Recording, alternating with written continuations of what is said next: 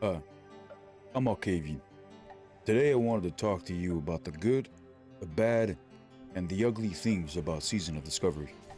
And I wanted to apologize beforehand because I know I may come across as aggressive or mean. But just know that that is not my intentions. I'm just passionate is all.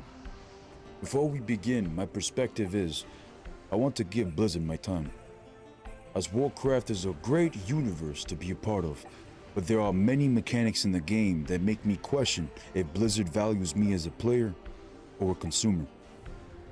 Over the years, as I get older, I've come to realize that time is the most valuable currency. You cannot get your time back. But does Blizzard respect your time? Well, let's begin with the good.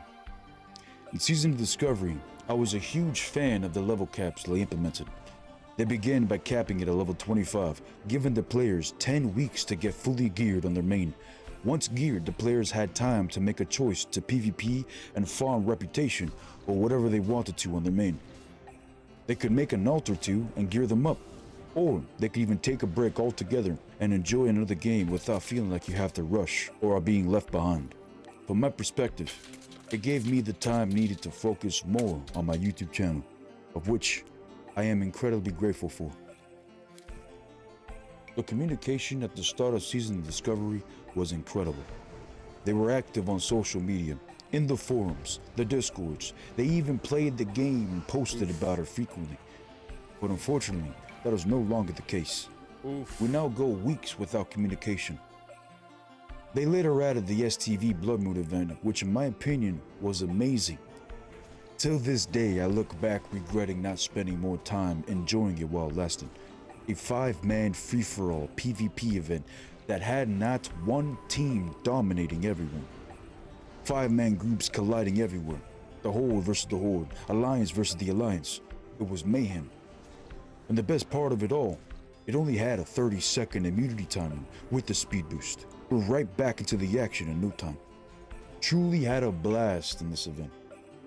Classes in Season of Discovery feel more rounded out than they did in Classic Era, although some classes didn't get what they were looking for. And PvP in Season of Discovery is very bursty, but I prefer this style of PvP over Era or Retail. In Retail, duels and arena matches could last for multiple minutes at a time while you're spamming your buttons sweating, going through multiple cooldown windows to try and kill your opponent. You are able to make mistake after mistake and still be able to recover. Whereas in Season of Discovery, one mistake in PvP can get you killed. I still prefer Classic Era PvP over Retail, but it's just a little bit too slow for me. Season of Discovery is a nice balance between Era and Retail. And one of the best things they have done is limit the amount of rounds we have to one PvE and one PvP server, which helps make the world feel full no matter what time of day you play. However, often there are many layers but no real way to hop between them. It would be nice if Blizzard gave us an NPC in the main cities that allowed us to hop to any layer with a 30-minute cooldown or whatever. Alright, now let's get into the bad. Class imbalance. We have new runes and spells from each class that need to be tuned down just a tad for PvP. Going through each class, we got Starfall being able to kill multiple people by pressing one button and taking their hands off the keyboard. Rogue with the poison reducing the armor by 2,550 while they are top 30 DPS in PvE with insane CC being able to kill you in one cheap shot. Hunter can global you from 40 yards away with Chimera shot.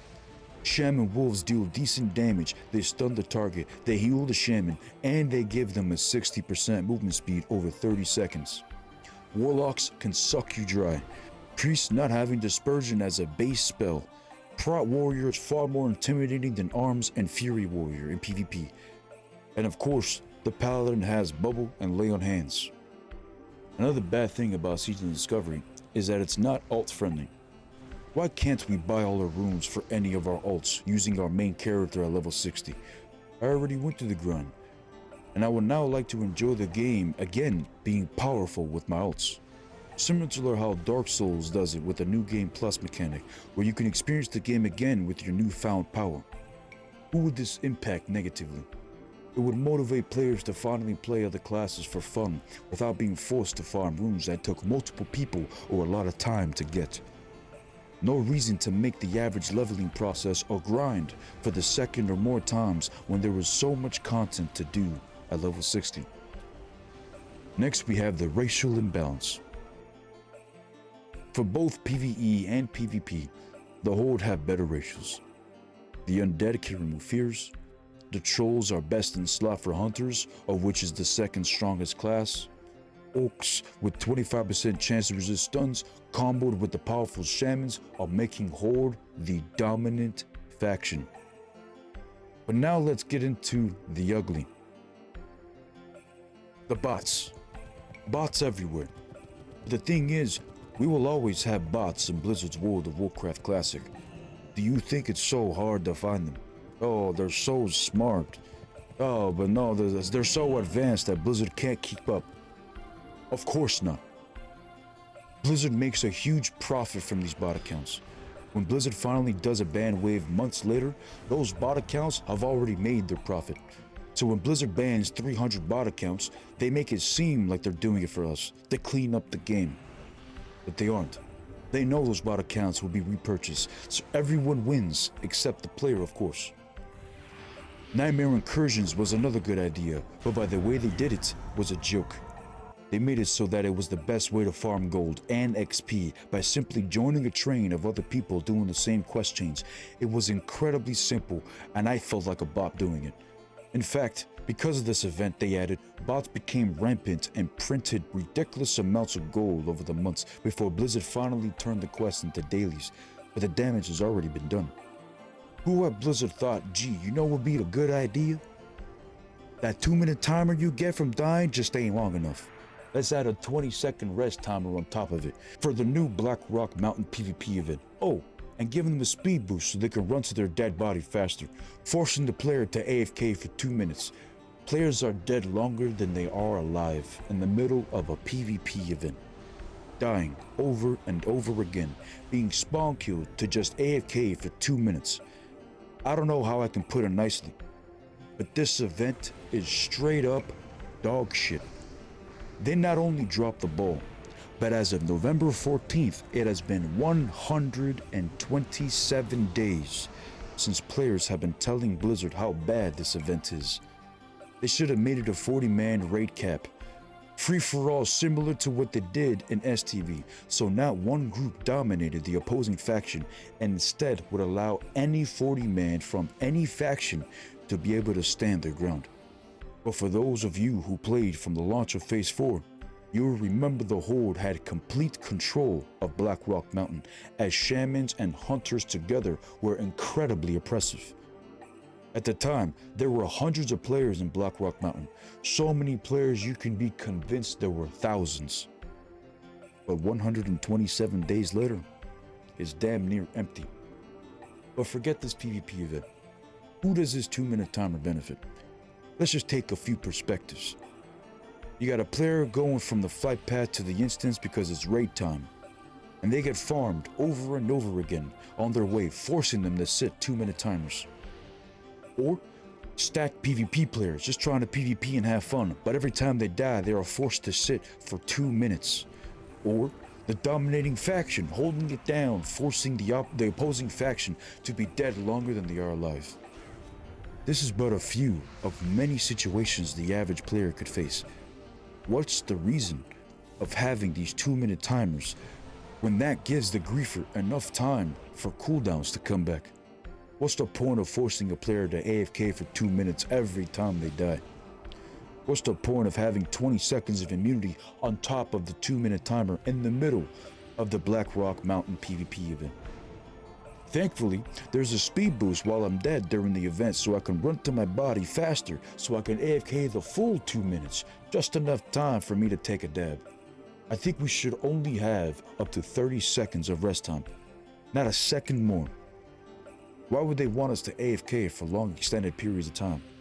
I ask you, what would you rather? Would you rather get griefed 1,000 times but you can res instantly in between each death? Or would you rather die 1,000 times but be forced to AFK for 2 minutes in between each death. Leave a comment.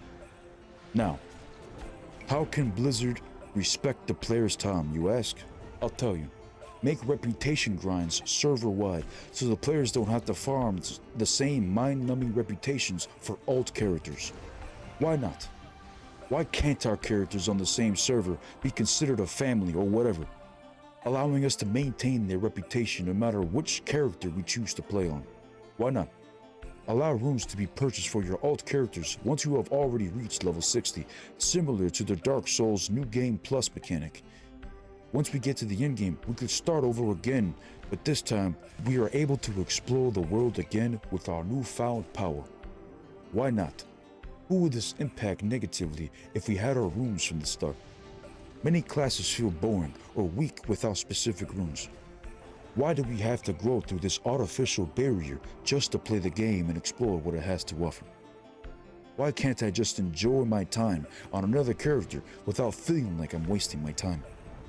Give us maximum 30-second rest timers. Why do we need 2-minute rest timers? Who does this benefit? It griefs the players that's just going on with their day, it griefs the players trying to PvP all day, and it even griefs Blizzard because people get angry and they quit the game when they are forced to sit 2 minutes and not able to do anything. Give us an NPC in the main cities, allowing us to layer hop with 30-minute cooldowns or whatever. Give us control as to what layer we can go to. Allow cooldowns to be reset in the main cities. Allow us to duel in the main cities. Put an NPC in the main cities that allow the Horde and the Alliance to teleport to an area with PvP disabled so we can properly duel each other without griefers trying to ruin the fun. Why can't we? Who would any of this impact negatively? No one raids cities in Classic as there is no reason to kill their faction leader. Why can't we just be allowed to have fun? There are many things that make me feel Blizzard does not respect us as a player. They do not respect our time. They only respect our money. But have faith. Our immersion may be breaking, but in time, Blizzard will realize there are far more profits to be made when the player forgets they are playing a game.